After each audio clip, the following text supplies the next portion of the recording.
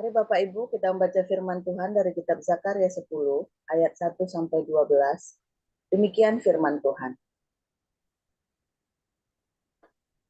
Mintalah hujan daripada Tuhan pada akhir musim semi.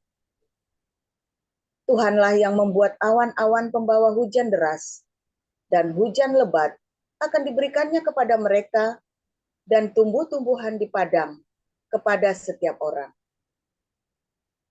Sebab apa yang dikatakan oleh terafim adalah jahat, dan yang dilihat oleh juru-juru tenung adalah dusta, dan mimpi-mimpi yang disebutkan mereka adalah hampa, serta hiburan yang diberikan mereka adalah kesia-siaan. Oleh sebab itu, bangsa itu akan berkeliaran seperti kawanan domba dan menderita sengsara sebab tidak ada gembala. Terhadap para gembala akan bangkit murkaku, dan terhadap kepala-kepala kawanan kambing aku akan mengadakan pembalasan, sebab Tuhan semesta alam memperhatikan kawanan ternaknya, yakni kaum Yehuda, dan membuat mereka sebagai kuda keagungannya dalam pertempuran. Daripada mereka akan muncul batu penjuru, daripada mereka akan muncul patok kemah, daripada mereka akan muncul busur perang, daripada mereka akan keluar semua penguasa bersama-sama. Maka mereka akan seperti pahlawan yang menginjak-injak musuh, seakan-akan itu lumpur di jalan. Mereka akan berperang, sebab Tuhan menyertai mereka, dan mereka akan membuat malu orang-orang yang mengendarai kuda. Aku akan membuat kuat kaum Yehuda, dan aku menyelamatkannya keturunan Yusuf. Aku akan membawa mereka kembali, sebab aku menyayangi mereka, dan keadaan mereka seakan-akan tidak pernah ditolak oleh aku, sebab akulah Tuhan Allah mereka, dan aku akan menjawab mereka. Efraim akan seperti seorang pahlawan. Hati mereka akan bersuka cita seperti oleh anggur. Anak-anak mereka akan melihatnya, lalu bersuka cita, dan hati mereka bersorak-sorak karena Tuhan. Aku akan bersiul memanggil mereka, dan aku akan mengumpulkan mereka, sebab aku sudah membebaskan mereka, dan jumlah mereka menjadi banyak seperti dahulu. Sekalipun aku telah menyerakkan mereka ke antara bangsa-bangsa, tetapi di tempat-tempat yang jauh, mereka akan kuingat kepadaku. Mereka akan hidup bersama-sama anak-anak mereka, dan mereka akan kembali. Aku akan membawa mereka kembali dari tanah Mesir, dan dari Asyur. Aku akan mengumpulkan mereka. Aku akan membawa mereka masuk ke tanah Gilead dan ke Libanon, sehingga tidak ada tempat lagi bagi mereka. Mereka akan menyeberangi laut Mesir, dan ia akan memukul gelombang di laut, sehingga segala tempat yang di dalam di sungai Nil menjadi kering. Kebanggaan Asyur akan diturunkan, dan tongkat kerajaan Mesir akan lewat. Aku akan menguatkan mereka, dan mereka akan bermegah di dalam nama Tuhan. Demikianlah firman Tuhan. Demikian. Pasal 11 juga, Bu Nerliana. Baik. Saya lanjutkan pasal 11. Bukalah pintu-pintumu, hai Libanon, supaya api dapat memakan pohon-pohon arasmu. Merataplah, hai pohon sanobar, sebab sudah rebah pohon aras, dan sudah dirusakkan pohon-pohon yang hebat Merataplah, hai pohon-pohon terbantin Basan, sebab telah rata hutan yang lebat itu.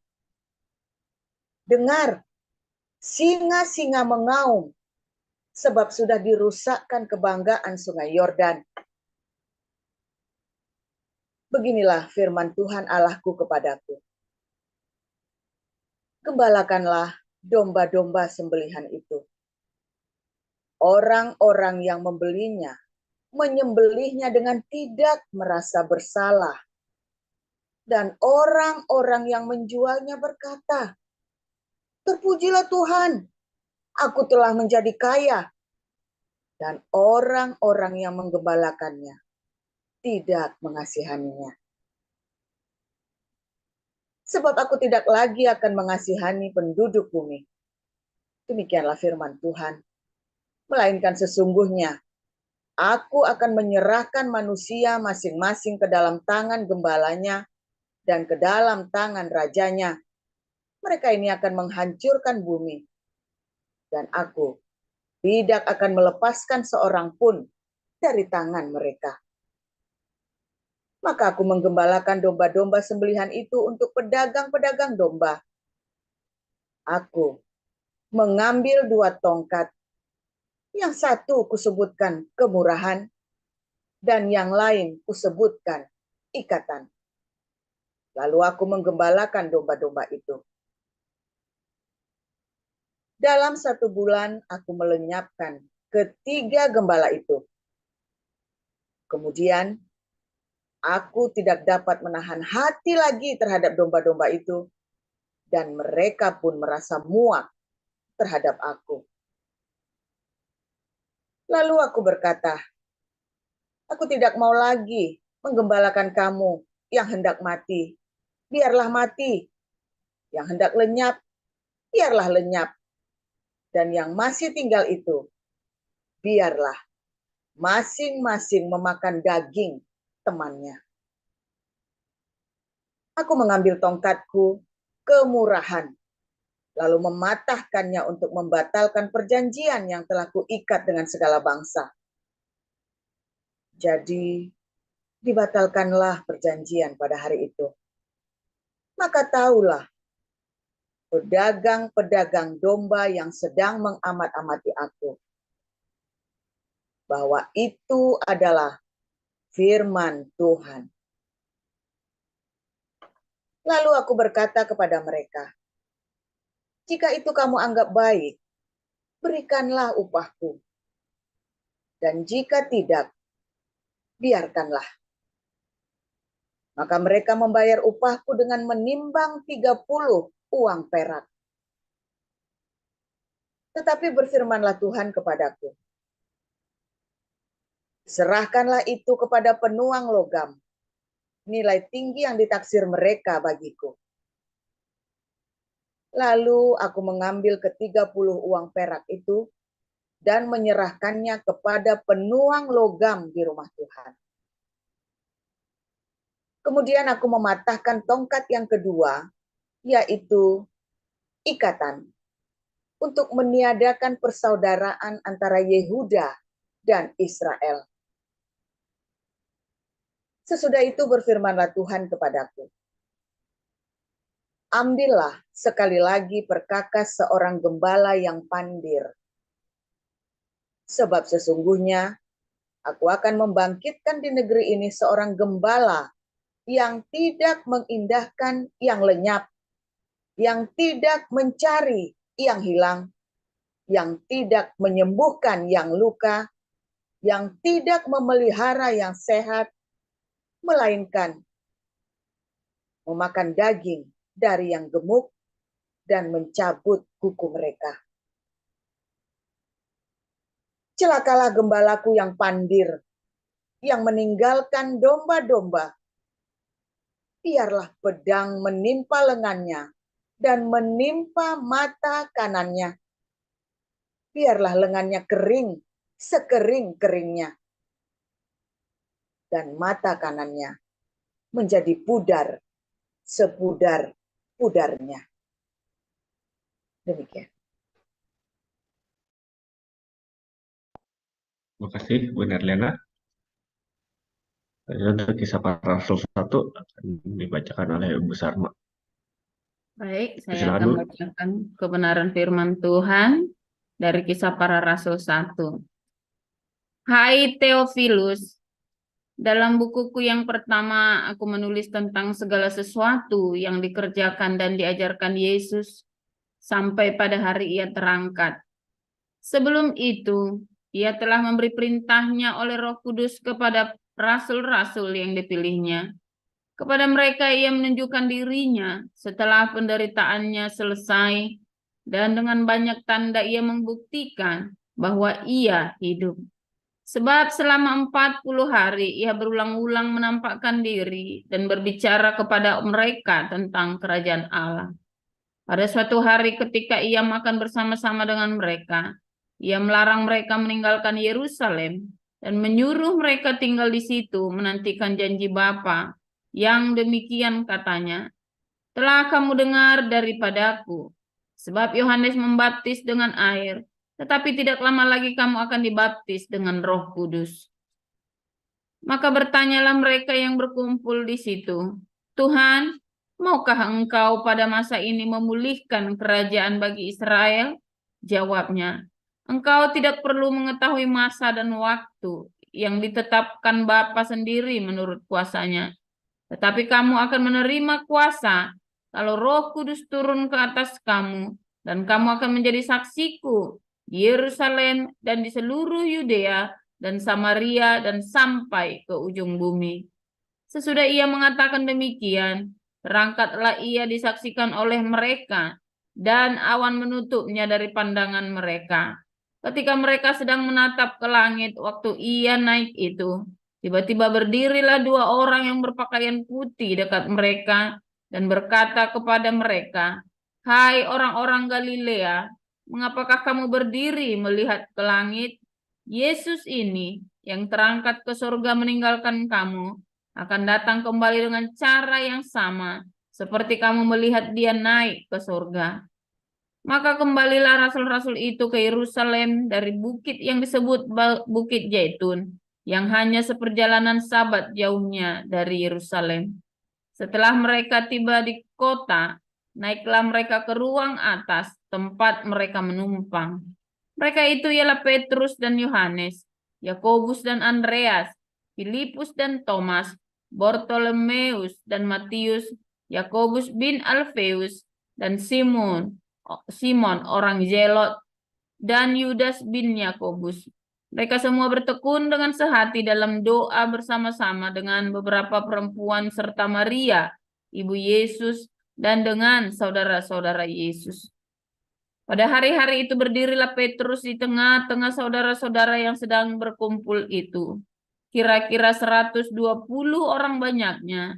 Lalu berkata, Hai saudara-saudara, haruslah genap nas kitab suci yang disampaikan Roh Kudus dengan perantaran Daud tentang Yudas, pemimpin orang-orang yang menangkap Yesus itu.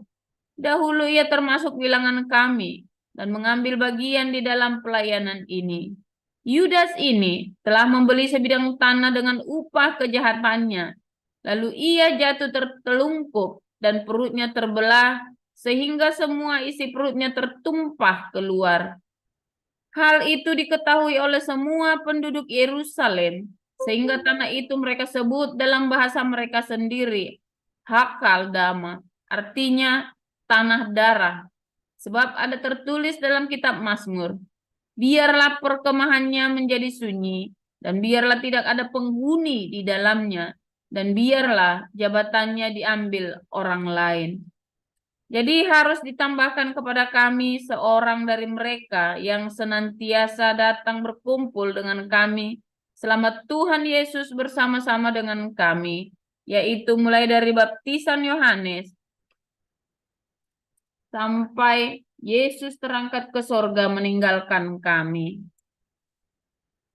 Untuk menjadi saksi dengan kami tentang kebangkitannya.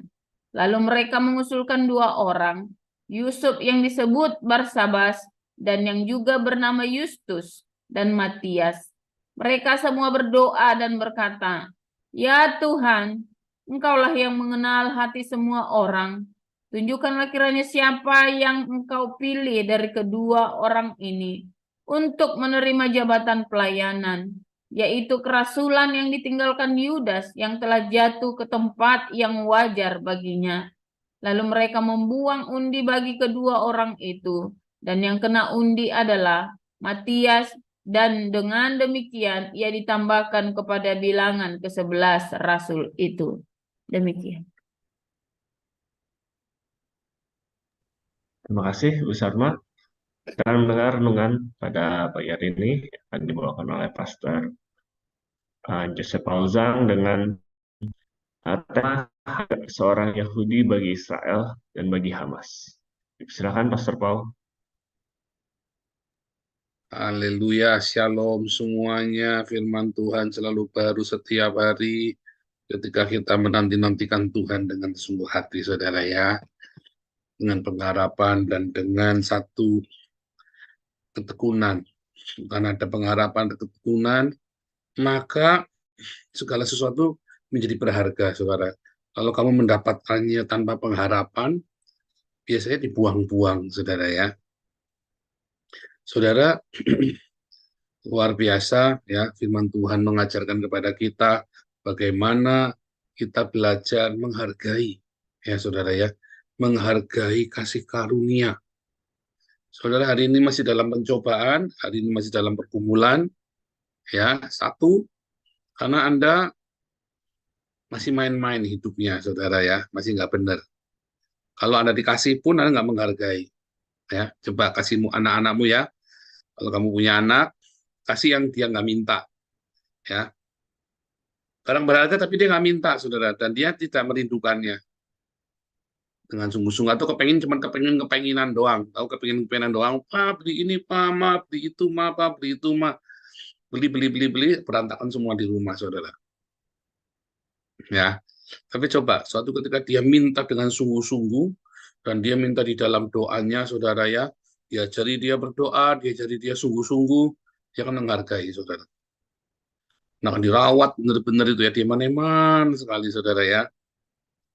Bahkan mungkin kalau misalnya di baju gitu ya, wah itu bisa bajunya itu dipakai buat tidur sama dia sekalian, saudara ya, nggak mau dilepas itu bajunya itu Bu Sarman alami itu. Anak gitu, ya saya dulu juga begitu ya, di baju baru nggak mau dilepas, bawa tidur 3 hari nggak dilepas sampai dimarahin mama saya, saking sayangnya saudara, sama bajunya bagus, saudara ya. Nah itu namanya menghargai ya. Kadang-kadang kita kalau ngeliat anak-anak, kalau udah pengen sesuatu ke dia, akhirnya dapat, ya pakai itu dengan sungguh hati, saudara ya.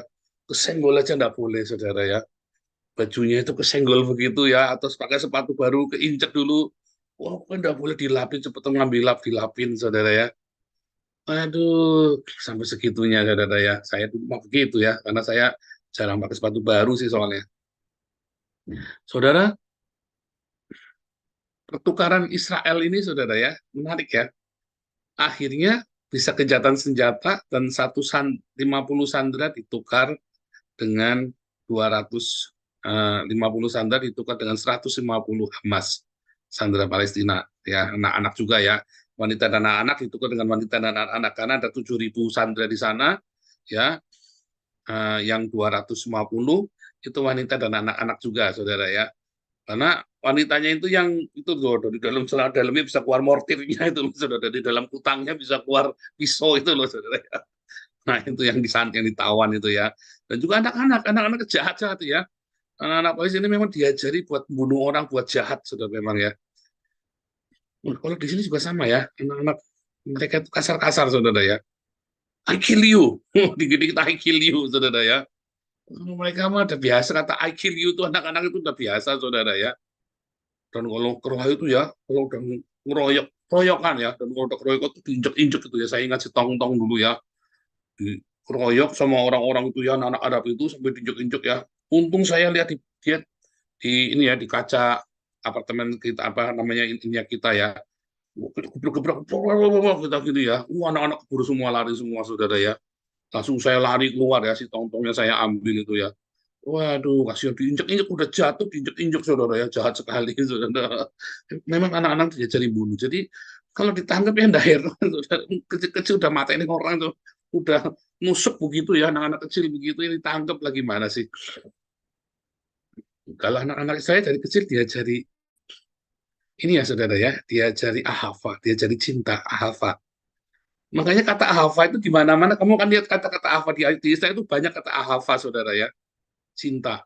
Nah, aduh mereka itu sangat, kemarin kita belajar ya, bagaimana orang Israel itu bisa berdamai dengan masa lalunya, bisa berdamai dengan hatinya yang penuh dengan trauma. Ya, ternyata mereka riset ya, itu riset. Jadi mereka dengan cara apa memberkati musuh-musuhnya, saudara. Dengan cara dia memberkati semua bangsa-bangsa diberkati sama dia, sehingga mereka sembuh, saudara. Ya nggak sembuh ya ada, karena memang dasarnya ya ini gimana ya, saudara ya, dia nggak menurut sih. Nah, saudara, ketika pertukaran sandera, ada yang namanya Yahya Sinwar itu kan master plan-nya serangan 7 Oktober. Yahya Sinwar itu ya dibebaskan 5 tahun yang lalu itu saudara ya, dengan pertukaran 1.000 sandera ditukar dengan seorang yang ini saudara ya, dengan seorang kopral muda mahasiswa ya, kopral yang masih muda, saya lupa namanya ya, sebentar ya, saya itu lupa namanya. Yahya Sinwar itu ya ditukar. Oh nih Gilad Shalit ya, Gilad Shalit saudara ya, ditukar sama Gilad Shalit saudara ya, kasihan sekali ya Gilad Shalit ini. Gilad Shalit ini masih muda sekali, kelahiran tahun 86 saudara ya, kelahiran tahun 86, dia kemudian ketangkep saudara ya, tahun 2011 itu ketangkep, 2000 sebelumnya ya, 5 tahun sebelumnya dia ketangkep, jadi sebelum 2011, 2006, berarti masih muda banget ya, masih umur 20-an tahun saudara ya, dia masih kopral saat itu, dia masih mahasiswa, ketangkep saudara sama di Gaza, lalu dipenjara 5 tahun. Akhirnya Gilad Shalit ini sepakat ditukar, satu orang ditukar dengan 1.000 sandera Palestina, saudara. Hebat, saudara ya. Satu sandera ditukar dengan 1.000, saudara. Harga seorang Gilad Shalit ini. Harga satu orang Yahudi adalah 1.000 orang Palestina, saudara. Artinya orang Palestina ini nggak ada harganya. Ya, saudara ya, kacang semua. Satu orang Yahudi berharga sekali ya. Luar biasa ya, saudara ya. Nah, kemudian ketagihan ya.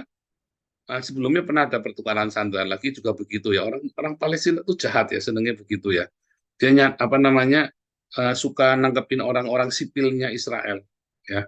Jadi warga sipil Israel pernah ditangkap juga, akhirnya tukar sandera juga begitu ya. Nah, ini juga sama ya. Yang kedua ini, yang ketiga lagi saudara, ada lagi ya. 250 ditangkap, yang ditangkap orang Thailand, orang Nepal, orang Perancis, orang Amerika ya. Maunya ditukar dengan 10.000 sandera saudara ya. Dari 250 tangkap ini tukar 10.000. Tapi sudah terlanjur saudara ya, karena dari awal sudah kali ini nggak mau kecolongan ya, hajar terus, pepet terus, akhirnya ditukar 50 sandera, ditukar 150, 1:3 saudara ya. Ya 1:3, begitu berharganya. Tapi apa saudara, bukan 1:3 sebenarnya. Ya, karena yang mati sudah 10.000 lebih, 12.000 saudara, orang Palestina yang mati saudara ya.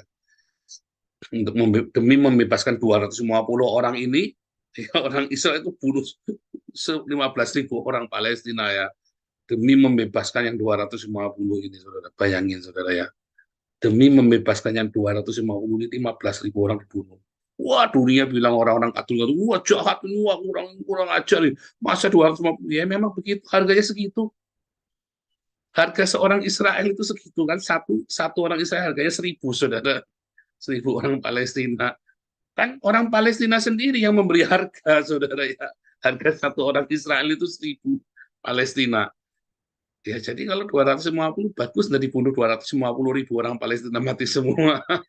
Wah, jahat sekali enggak ya. Kita nggak lagi cerita itu. Saya lagi cerita betapa berharganya bagi orang Yahudi ini saudara ya. Betapa berharganya warga negaranya dia. Satu saja, wah benar-benar saudara ya. Nah, 250 ini ya, yang 150 itu warga asing saudara ya, yang 100 lebih itu warga asing. Ya, yang 100. Ya. Jadi memang dilema sekarang ya. Ya udahlah, 1:3 lah. Tapi saya yakin kalau itu adalah orang Yahudi semua, wah ya pasti mati-matian saudara ya, nggak akan lepas itu saudara, saya yakin gitu ya.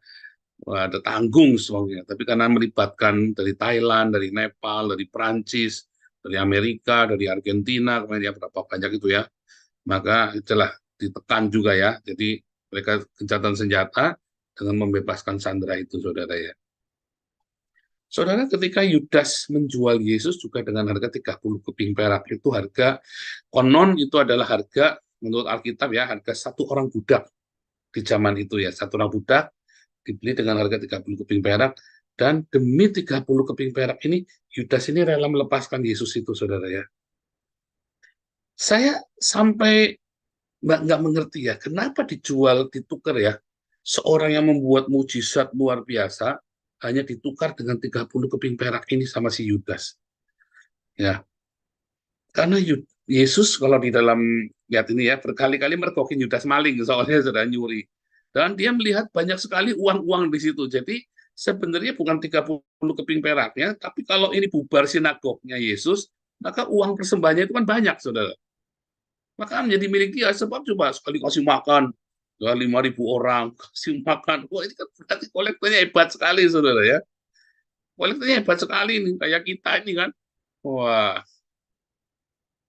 kelihatannya saya orang miskin, saudara. Tapi kolektornya kita, ya, saya kalau bilang kolektor di komunitas kami, gereja kami, kolektornya 3.000 euro sebulan. Wah, orang-orang Belanda itu kaget. Wah, 500 juta itu kan kurang lebih kan. Wah, kolektor 500 juta sebulan. Mereka sampai bingung, saudara ya. Kita ngumpulin kolektor 500 juta, bukan buat saya bilang. Karena mereka tahu saya kerja, jadi bukan land kirche ya, bukan gereja negara ya. Jadi, kaya sekali, mereka pikir saya ini kaya raya, kolektornya 500 juta. Emang gua cowok apaan kan? Enak aja lu. Bukan, uangnya bukan buat saya, ngeliat duitnya aja enggak, saya bilang begitu ya. Nah, jadi Yesus juga begitu ya, dia kumpulkan uang itu begitu banyak, saudara. Bagaimana orang sembuh. Coba kalau tiap hari saya doain kalian sembuh semua. Waduh, itu yang nyawer itu nggak cuma 10.000, 20.000, sawer aja 5 juta, 100 juta itu. Ya, kayak si siapa itu yang dukun Kalimantan itu, si ibu itu. Iya, yang dukun Kalimantan, dukun yang si ibu-ibu itu yang dari pinggir jalan, Dayak, ibu Dayak itu loh. Saya lupa yang namanya Dayak siapa itu ya. Terus kemudian eh, bukan 30.000 euro, 3.000 euro. 3.000 euro dong ya, 3.000 euro. Iya 30.000 euro betul ya, 30.000 euro, 500 juta. Ida Dayak, benar ya, Ida Dayak. Dia kan tadinya cuma terima duit berapa saja mau. Sekarang di mall ya tarifnya minimum 1 juta, saudara ya. Kalau mau disembuhkan sama Ida Dayak ya. Tadinya di pinggir jalan ada ngasih 50.000 saja diterima ya. Ini kita gitu juga perlu, saudara ya. Kita bikin kesembuhan ilahi. Pokoknya Anda yang kolektornya banyak, pokoknya boleh.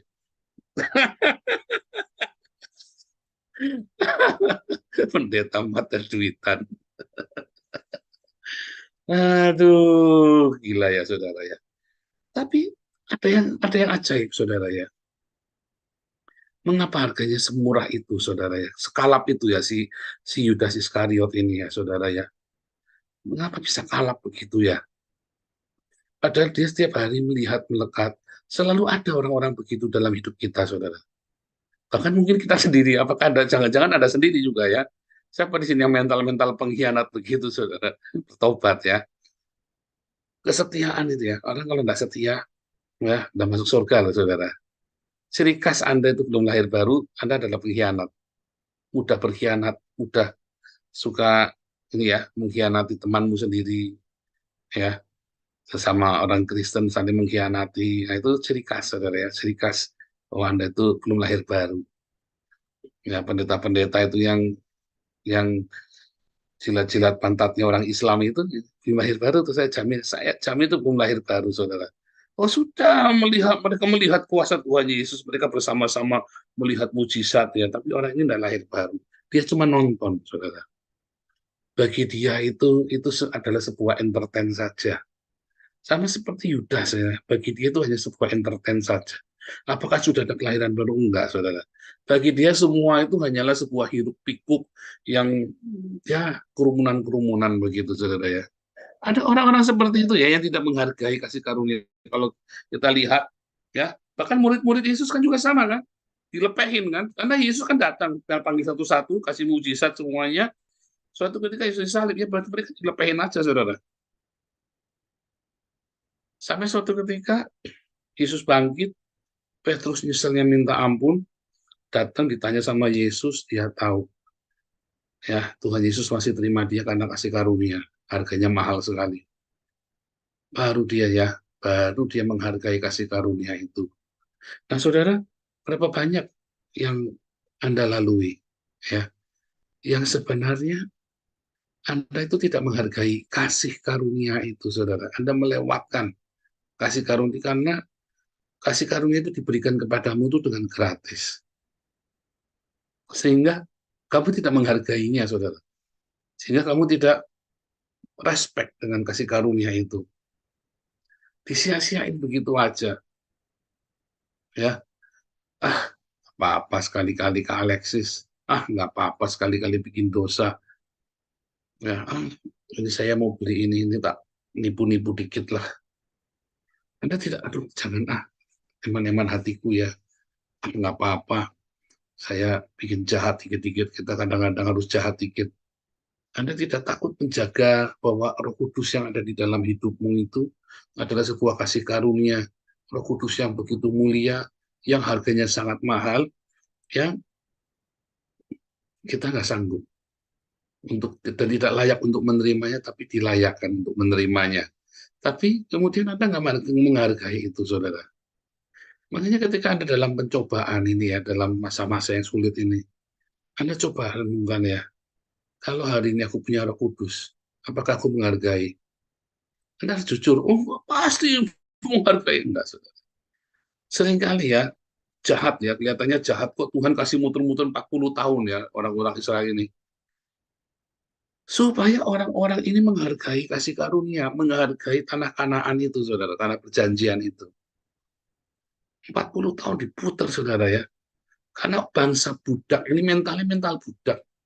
Buat dia, nafsunya yang penting, hari ini pokoknya saya makan, udah selesai, saya nggak mengurusin nanti anak cucu saya bagaimana, yang penting hari ini saya nggak susah. Dia tidak berpikir jauh ke depan, saudara. Dia hanya memuaskan nafsunya dia hari ini. Dia hanya menghindari masalah di masa depan. Ya udah, berzina nggak apa-apa, toh Tuhan ngampuni. Saya bikin jahat nggak apa-apa, toh Tuhan ngampuni. Beberapa orang ya mungkin yang benar-benar nggak apa-apa. Tapi kenapa banyak yang apa-apa kayak saya apa-apa, saudara ya? Kelihatannya nggak apa-apa, nggak taunya apa 4 tahun habis-habisan saya bayar harganya mati-matian sampai kayak mau mati, saudara ya. Dan setelah itu, semenjak itu saya sangat menghargai kasih karunia. Kalau ada orang tanya, emang Pak Paul nggak bikin dosa lagi? Enggak. Orang nggak percaya ya, saya nggak bikin dosa ya. Itu sumpah serapah, itu suara kenabian. Makanya ya, Anda kudu ngerti tentang dosa. Ikut kelas evangelis apologetik. Ya, kalau Anda ingin tahu semua lengkapnya, Hagios Bible Wallet, saudara ya. Ya, itu semua ya, yang membentuk. Kalau yang kelas evangelis apologetik apostolik profetik itu Anda terima jadi. Tapi kalau di Hagios Bible College itu Anda bagaimana supaya bisa ini jadi, dari sinilah pabriknya. Di sini Anda cuma terima jadi, Anda beli putus. Kalau yang di kelas-kelas pendek itu ya, kalau yang di kelas yang Hagios Bible College, Anda memproduksi, bagaimana memproduksinya ya. Kemarin mahasiswa HBC diajarin bagaimana profiling ya, bagaimana memprofil satu kisah dalam Alkitab. Nah, kita kembali. Anda coba tempatkan harimu hari ini ya. Kamu ini kalau segala sesuatu itu yang dari surga itu datang padamu yang baik, apakah kamu bisa menghargai? Ya, kalau kamu yang sedang dalam pencobaan hari ini, coba. Kalau segala yang baik dari surga itu datang, apakah kamu akan baik sekarang? Ya, saya satu titik ya, sampai satu titik ketika dalam masa pemulihan saya, belum dipulihkan, tapi dalam masa proses pemulihan, Saya melihat, saudara ya, Tuhan, kalau saya balik lagi begini, apa ya, saya tetap akan bikin jahat karena saya masih marah, Tuhan. Belum tak balas orang itu. Saya ngaku, saudara ya, saya jujur. Tuhan, kalau ada sesuatu begini, gimana? Ya saya pukul. Dan benar-benar saya lakukan ya. Saya sudah ketemu Tuhan Yesus, ngalamin ya perjumpaan pribadi dengan Tuhan Yesus, saya masih ngebukin orang, Mas, saudara. Serius, saya masih ngebukin orang. Saya mah jujur sih soalnya ya, saya nggak mau munafik, saudara ya. Sampai Tuhan itu benar-benar buat saya lembut, tenang ya. Ketika ada orang nyenggol mobil saya tenang, saudara ya. Cuma tak tengok, saya ngeliat orangnya. Ya kalau orangnya nantangin tetap saya turun ya. Kalau orangnya nantangin saya turun tetap. Cuman maksudnya sudah nggak kalau dulu, wah saya langsung panas, saudara ya. Waduh, jangankan nyalip aja kesenggol panas ya, saudara. Tapi sampai saya bisa ikhlaskan, saudara ya, orang-orang yang dulu merugikan saya, orang-orang yang jahatin saya, bodoh amat. Bodoh amat, saudara ya, nggak perlu kita jahati, orang balas yang remuk sendiri mereka. Dan malah akhirnya saya punya satu rumus baru. Setiap kali saya habis dijahatin orang dan respon saya benar, saya pasti dapat berkat. Oh ya seneng, saudara ya. Tidak apa-apa Tuhan dijahatin orang, berkatnya banyak. Akhirnya sampai saya begitu, saudara ya. Tapi beneran ya, kayak ketagihan, itu kan kayak ketagihan kan, dijahati kapan dijahatin lagi sama orang ya. Nggak boleh, saudara ya. Itu maksudnya artinya gini loh, artinya kita sudah benar-benar pasrah sama Tuhan. Sejahat apapun orang sama kita, bisa apa sih? Tuhan itu yang belain kita. Ya, saudara ya. Dan apa saudara? Waktu saya mengalami proses itu, saya tahu kalau saya hari itu semuanya baik, ya, saya akan jahat. Kenapa? Memang saya masih penuh dengan kemarahan, Tuhan. Lalu kalau dikasih kuasa lagi, ya saya akan gunakan semua kuasa saya akan beli polisi, saya akan bikin orang itu mentahajar. Kalau perlu orang yang sudah masuk di penjara pun, saya kirim orang hajar lagi, saudara. Jahat sekali ya. Kalau perlu begitu, saudara ya. Dan saya jujur sama Tuhan. Jujur, saudara saya mah. Sampai orang, masa kamu sudah hamba Tuhan masih begitu? Iya, Tante. Saya bilang, saya emang nggak munafik, Tante. Saya emang nggak seneng aja. Saya bilang gitu ya. Wah, Tante ini kalau langsung kirap-kirap, saudara ya. Langsung dia pergi, kita lagi persekutuan doa, dia langsung walk out, saudara ya. Nah, ya, saya emang nggak munafik, saudara ya. Kalau memang saya belum baik, bilanglah belum baik, saudara. Sebab kalau saya tidak baik dan saya bilangnya belum baik, saya bilangnya baik. Firman Tuhan berkata apa? Orang sakit yang perlu dokter, orang sehat dan yang merasa sehat tidak perlu dokter. Ya kan? Akhirnya kan saya tahu saya masih sakit. Saya bilang, Tuhan, saya masih sakit, Tuhan. Saya masih benci, saya masih marah, saya masih cabul. Ya, karena bergolak berbagai macam itu. Lihat ya, kalau Anda masih pemarah, Anda masih emosinan, itu cabul juga masih, saudara ya, cabul ya, dengki, itu memang nggak bisa Anda milih selalu, saya berhentikan dulu cabulnya ya, dan saya tapi marahnya nanti, itu saya berhentikan marahnya, tapi asal saya cabul terus saya nggak marah lagi, nggak mungkin, itu bareng-bareng satu paket, kedagingan itu satu paket, saudara ya, hanya Anda nggak ada peluang buat cabul mungkin, ya kan, malu, misalnya kan, Anda nggak ada peluang mungkin buat marah-marah, buat ngebukin orang. Mungkin Anda kurang berani kayak saya, ya kan? Hanya mungkin Anda kurang. Nah, itu tadi. Begitu ada loss, ada momentum, wah, Anda jahat, saudara. Begitu Anda diberkati, waduh, Anda bisa bayar polisi, bisa bayar apa buat ngebukin orang. Ya kan? Wah, itu OKP kan begitu, ingat Mario Dandi ceritanya itu kan sama kan? Duit yang berlimpah, sampai ada beberapa orang ya, saya lihat ada beberapa orang diberkati, lalu hidupnya apa, saudara? Serampangan. Saya bilang, kamu tuh saatnya hidup diberkati. Kenapa kamu malah begini ya? Berkat itu malah bawa kamu ke neraka. Saudara, Anda siap nggak diberkati? Ya, Anda tahu nggak harganya kasih karunia dari surga itu? Anda tahu nggak harganya sebuah pemulihan bagi pernikahan? Anda maunya datang lihat perempuan semelohai, wah, gubrak, olahlah bebe, kelar, saudara. Terus sudah gitu, ya gampang cari lagi. Coba Anda lihat ya, orang ini cantik, ini ganteng, saudara ya. Kenapa selalu cerai ya? Cerai. Padahal cantik ganteng, saudara. Kenapa banyak cerai ya? ya kan? Karena dia tidak menghargai, aku ganteng kok, aku cantik kok, ya kan? Ada satu artis yang anaknya 5, bapaknya 5, saudara. Anaknya 5, bapaknya 5, ya kan? Ya kenapa bisa begitu? Karena kamu tidak menghargai komitmen itu, kamu tidak menghargai makna keluarga, kamu tidak menghargai. Sekarang kalau kamu dikasih dipulihkan, apa kamu bisa menghargai? Enggak, puasa dulu, saudara. Kalau perlu puasanya 3 tahun nggak putus, saudara ya. Sehari makan cuma sekali. Seberapa harga pernikahanmu? Oh, anak saya meninggalkan Tuhan. Seberapa harga anakmu? Dong, kamu tidak merasa anakmu berharga kok. Ayo jujur. Anakmu kena narkoba, suruh puasa. Aduh, aku kena mak, Pak. Kena ini, Pak. Wah, rambutnya kecengklak. Aduh, Pak. Ini, Pak. Tangannya kandungan tuh, Pak. Aduh, semua diar lah. Ya, saudara. Minta didoain ya. Enggak mau. Saya mah terang-terang nggak mau. Ada orang dikit-dikit ngeluh sama saya, kamu puasa. Wah, saya begini, begini Pak Paul, saya. Saya lain kali saya nggak tangkepin lagi, saudara. Orang puasa itu nggak bakal mati, saudara. Kamu sakit mak pun puasa sembuh, ya. Seberapa berharganya? Puasa dong, ya. Pernikahan saya, keluarga saya mah berharga banget. Kita puasa mah sampai setahun lebih, saudara. Saya makan sehari cuma sekali ya, karena berharga banget, ya.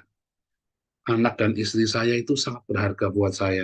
Sehingga waktu kami hancur-hancurnya, saya puasa bukan buat supaya ekonomi saya pulih, saya puasa supaya keluarga kami baik, kita miskin nggak apa-apa, yang penting keluarga kami baik. Kami dipulihkan penuh cinta. Karena begitu berharganya itu, saudara. Hari ini kami punya bisa utuh ya. Itu setiap hari saya mengucap syukur sama Tuhan. Setiap kali saya duduk ya dengan anak-anak, saya suka ngeliatin mereka. Aku ya bisa kumpul ya Tuhan, Tuhan kok baik ya. Anak-anakku bisa kumpul, bisa manis, bisa main musik, bisa nyanyi. Aduh Tuhan nyaris ya Tuhan. Setiap kali saya lagi setir mobil di jalan, saudara ya, saya sambil ngomong, aduh nyaris ya kita ya, nyaris ya kita bar. Betapa berharganya keluarga bagi saya, saudara. Saya puasa apapun ya, saya puasa 7 hari, nggak makan ya full 7 hari. Terus hari nyambung lagi ya, nggak makan sehari, cuma makan sekali, nanti nyambung lagi. Saya cuma minum air putih saja, saudara. Nanti putus lagi, ini nyambung lagi, putus lagi. Terus gitu ya setahun, saudara. Saya bilang, Tuhan, sampai dipulihkan keluarga saya, Tuhan. Seberapa berharganya keluarga bagimu? Seberapa berharganya suamimu, anakmu, istrimu, orang tuamu? Seberapa berharganya, saudara, bagimu? Ya, apakah cuma sekedar 30 keping perak saja, saudara? Ya, satu orang Yahudi harganya 1.000 orang Palestina, saudara ya. Tuhan Yesus memberkati.